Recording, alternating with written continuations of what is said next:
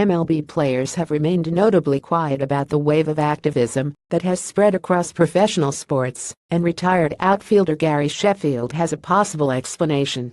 Over a weekend that saw players from across the NFL protest during the national anthem in various ways, Oakland Athletics catcher Bruce Maxwell was the only baseball player to take a knee in solidarity. Sheffield said the lack of demonstrations was due to MLB's regimented atmosphere. "When I was a kid, you had all these guys, athletes like Jim Brown, Muhammad Ali, and Kareem Abdul-Jabbar, following Dr. Martin Luther King," he said in an interview with Patrick Saar of GQ.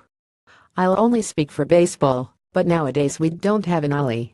We don't even have the personalities of my generation and the one before me. Baseball has become so soldier-like, bow your head type stuff." It's an eye-opening comment from Sheffield, who played for 8 MLB clubs during his career. Football is known for having a conservative streak of its own, but baseball, with all its unwritten rules, may be even less accommodating of dissent.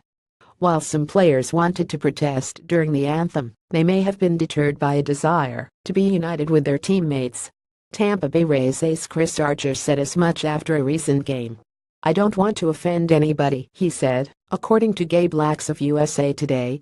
"No matter how you explain it or justify it, some people just can't get past the military element of it, and it's not something I want to do, is ruffle my teammates' feathers on my personal views that have nothing to do with baseball." Sheffield said the national anthem wasn't respected nearly as much during his career, which stretched from 1988 through 2009. He implied that protests of racial and social inequality would have been more likely to occur 20 or 30 years ago. "In light of all that, for decades MLB players didn't stand for the flag," he said. "You'd have guys in the locker room eating, stretching in the bullpen, sitting in the dugout. Players were spread out all over the field. There was no idea of unity." While baseball's unique atmosphere was likely part of the reason so many players chose to stand for the anthem, there may have been another cause. African American ball players made up just 7.1% of opening day rosters this season, the lowest number since 1958. Sheffield bemoaned that statistic, saying the youth baseball scene in the U.S. has shifted to expensive travel leagues that make it difficult for African American kids to attract attention from MLB teams. "When I was coming up, there wasn't a day scouts weren't coming into our hood to find guys with big arms like Doc Gooden and Floyd Humans, and big bats like me," Sheffield said. "They invested time getting to know the kids. All that's gone with travel ball and AAU, which turns it around. The kid has to find the scout."